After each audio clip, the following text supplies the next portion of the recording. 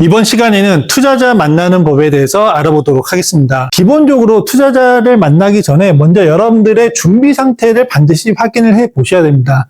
자, 이건 왜 그러냐면 여러분들의 지금 상황이 아이디어만 갖고 있는 단계이다. 그럴 때는 투자자들이 여러분들을 만나줄 가능성은 거의 제로에 가깝습니다. 혹여라도 우연찮게 또는 좋은 기회로 투자자분들을 만나더라도 여러분들의 상태가 아이디어 단계일 경우에는 반드시 이렇게 답변을 합니다. 조금 더 서비스를 개발하고 런칭한 후에 오시면 좋겠습니다. 이렇게 얘기를 하죠. 그 얘기인즉슨 투자자들도 학습을 했기 때문에 과거에는 아이디어만 가지고도 투자를 했던 경우도 있었지만 이런 경우에 실패했던 케이스가 너무 많아서 이제는 투자자들이 아이디어만 보고 투자를 하는 경우들이 없습니다. 물론 한 번이라도 창업해가지고 성공하신 분 또는 창업을 했는데 좋지 않았지만 실패했던 경험을 가지고 계신 분이라면 투자를 적극적으로 검토를 하는데 그런 경우가 아니라면은 대부분 서비스를 런칭한 이후에 찾아오기를 요청을 합니다. 자, 두 번째로는 개발 단계에 있는 상황의 팀인데요. 개발 단계에 있는 팀을 투자자들이 만나면 투자자분들은 이런 얘기들을 주로 합니다. 혹시라도 고객 개발을 한 증거가 있다면 그 증거를 보여주시면 굉장히 좋습니다. 왜냐하면 여러분들이 개발을 하고 있다는 것은 여러분들이 현재 아이디어에서 고객 개발, 즉 고객으로부터 이 아이디어가 필요로 하고 있다는 증거를 가지고 있기 때문에 개발을 하고 있을 것이다 라는 추측을 어느 정도 하고 그 고객 개발을 한 증거를 본 다음에 현재 여러분들의 개발 상황과 비교를 해보면서 이 정도의 고객 개발 증거가 있다면 한 번쯤은 투자를 해봐야 되겠다 이런 판단을 내릴 수가 있는 거죠. 대표적인 케이스로 토스의 이승건 대표는 MVP만 가지고도 10억 이상의 투자를 알토스로부터 받은 케이스였는데요. 실제로 이 투자를 집행했던 알토스의 박희인 심사역의 실제 영상을 보면은 이 토스가 이러한 MVP 테스트를 하고 나서 그 다음에 이 MVP가 정말로 시장에 나왔을 때 이게 과연 먹힐 것이냐에 대해서 내부적으로 엄청나게 고민을 많이 했다고 합니다. 그래서 실제로 금융권에 있는 전문가분들을 만나서 상담을 해보니까 처음에 금융권에 있는 분들은 그거 절대 되지 않는 비즈니스다. 그런 비즈니스에는 투자하지 말아라. 이런 경고들을 받았는데 막상 이승건 대표를 전문가분들이 만나서 상담을 해보니까 이거는 될 것 같은데요. 한번 도전해봐도 될 것 같습니다. 이런 피드백을 보고 과감하게 투자를 베팅을 했다는 거죠. 그래서 여러분들이 개발 단계에 있다라고 하면 고객 개발한 증거를 MVP도 좋고 프로토타입도 좋으니 그런 증거들을 반드시 모아가지고 투자자들에게 제시를 하면은 굉장히 좋은 방향을 또 찾아보실 수 있습니다. 그 다음 세 번째로는 서비스 단계에 있는 팀들인 경우인데요. 문제는 이제 서비스에 딱 들어가는 순간 투자자들이 바라보는 시각은 지표를 굉장히 중요하게 봅니다. 그래서 여러분들이 여기서 이제 고민하셔야 되는 거는 서비스를 런칭한 순간 매일 또는 매주 단위로 고객들의 지표들을 정리를 해오시는 게 매우 중요합니다. 그리고 단순히 고객들이 내 서비스를 이용하기 위해서 회원가입한 숫자 또는 제품을 클릭한 숫자 이런 단순한 지표가 아니라 인게이지먼트 지표라고 해서 우리 서비스를 얼마나 사용자들이 열렬하게 이용하고 있는지에 대한 이런 지표들을 정리를 해오시는 게 좋습니다.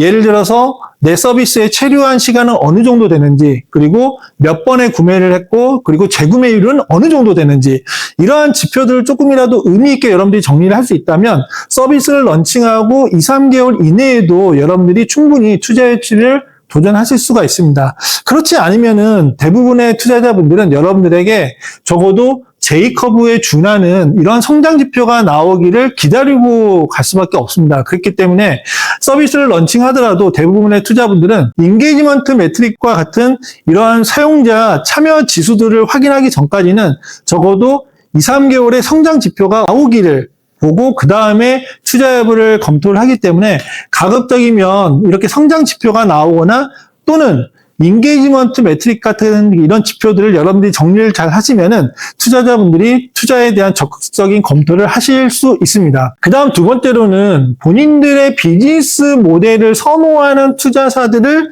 찾아가는 게 굉장히 중요합니다. 아마 제 영상을 보시는 분들은 대부분 이제 처음 투자를 준비하시거나 또는 시드 단계에서 시리즈 A 단계 직후에 자금의 어떤 허덕이는 부분이 있어서 다시 엑셀러레이터를 찾는 경우들도 있고 또는 팁스 운영사를 찾는 경우들이 있는데 이때 여러분들이 보셔야 될 거는 엑셀러레이터는 국내에 480개가 넘습니다. 굉장히 많죠. 이 400개 넘는 투자사를 여러분들이 일일이 컨택할 수는 없기 때문에 여러분들이 지금 비즈니스 모델에 맞는 투자사들을 찾는 게 굉장히 중요합니다. 그래서 먼저 창업진흥원에 있는 등록된 480개의 엑셀러레이터 리스트를 한번 쭉 받아보신 다음에 이 중에 이 엑셀러레이터 중에서 선호하는 비즈니스 모델이 뭔지를 한번 찾아보셔야 됩니다. 그러려면은 다음과 같은 접근 방법이 필요합니다. 첫 번째는 유진증권에서 발행하고 있는 비상장 투자 동향 보고서를 보고 가장 투자를 활발히 하는 초기 투자사들을 적어도 20개에서 50개 정도까지 리스트업을 하신 다음에 그 중에 각 투자사들의 홈페이지를 들어가 보시고 그 투자사들이 선호하는 비즈니스 모델이 무엇인지를 찾아내시는 게 중요합니다. 이를 위해서는 WEC나 혁신의 수 또는 엑셀러레이터의 홈페이지에 직접 들어가서 이러한 엑셀러레이터들이 어떤 비즈니스 모델에 투자를 했는지를 여러분들이 좀만 더 살펴보시면은 바로 확인을 하실 수가 있습니다. 그 다음 세 번째로 이제 여러분들이 만나야 될 투자사들이 정리가 됐으면은 그 다음에 여러분들이 하셔야 될 일은 이 투자사들이 운영하고 있는 다양한 프로그램 또는 이 투자사의 심사역을 만날 수 있는 다양한 기회들을 찾아다니셔야 되는 겁니다.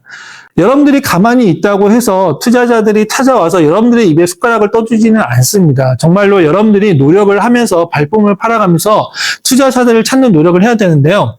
그러려면 어떤 투자사들은 자체적인 배치 프로그램 또는 IBK 창공 프로그램과 같은 정부에서 지원해주는 엑셀러레이팅 프로그램을 아웃소싱하는 경우들이 있는데 이런 프로그램에 참여를 해가지고 투자사와 스킨십을 만들어가는 게 되게 중요합니다. 또는 다양한 데모데이에 직접 참여를 해가지고 데모데이에 참여하는 심사역들이 누구인지 그리고 이들이 어떠한 질문들을 데모데이에 참가한 스타트업들에게 질문을 하는지를 유심히 들어보시고 이 중에서 내가 만나야 될 투자사가 누구인지를 선별하시면서 쉬는 시간, 이러한 시간을 틈을 타서 이렇게 투자사들의 명함을 교류를 한 다음에 이 투자자들에게 메일을 보내고 그 다음에 네트워킹을 하시는 게 굉장히 중요합니다.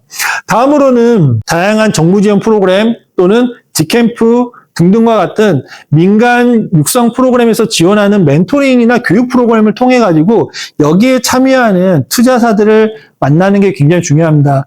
예를 들어서 디캠프와 같은 경우는 오피스 아워라는 별도의 멘토링 세션들이 있고요. 이 멘토링 세션에서는 굉장히 다양한 투자사들이 참여를 하고 있기 때문에 여기에서 본인이 만나고 싶은 투자사들을 선택을 해가지고 그 세션에 참여를 하시게 되면은 투자자들과 인연을 맺게 되고 그를 통해서 여러분들이 비즈니스 모델을 어필할 수 있는 기회를 분명히 가지시게 됩니다. 그 다음에는 피투자사를 통해 가지고 투자사를 만나는 것도 굉장히 현명한 방법입니다. 왜냐하면 투자사들은 자신들이 투자한 기업들의 대표들이 추천하는 기업들이 있을 경우에는 반드시 만나는 경향이 있습니다. 왜냐하면은 우리 투자 프레임을 충분히 알고 있고 그리고 우리가 어떠한 성향의 창업자들과 비즈니스 모델을 만나는지를 우리가 투자한 기업의 대표님들은 잘 알고 있기 때문에 그분들이 추천을 해줬다라는 거는 이러한 성향을 충분히 이해하고 1차 필터링을 하고 추천을 했다라고 믿기 때문에 반드시 만나주는 경향들이 높습니다. 그렇기 때문에 예를 들어서 내가 본엔젤스를 만나고 싶다. 그렇다면 본엔젤스가 투자한 피투자 리스트를 한번 쭉 보시고 이 중에서 내가 인연이 닿는 기업들이 있다면 그 기업의 대표와 커피챗을 하시면서 본인의 상황과 비즈니스 모델을 충분히 잘 어필하시고 그 대표님을 통해 가지고 본엔젤스를 만나거나 아니면은 다른 투자사들을 만나는 게 굉장히 중요합니다. 저는 실제로 저희가 투자한 투자사의 대표를 통해 가지고 굉장히 많은 스타트업들을 추천을 받았고 실제 또 그런 계기를 인해 가지고 저희가 투자를 진행한 케이스들이 있기 때문에 이런 방법을 저는 여러분들에게 적극적으로 저는 추천을 드리는 바입니다. 그리고 마지막으로는 콜드메일이 있는데요. 콜드메일은 생각보다 확률이 굉장히 낮습니다.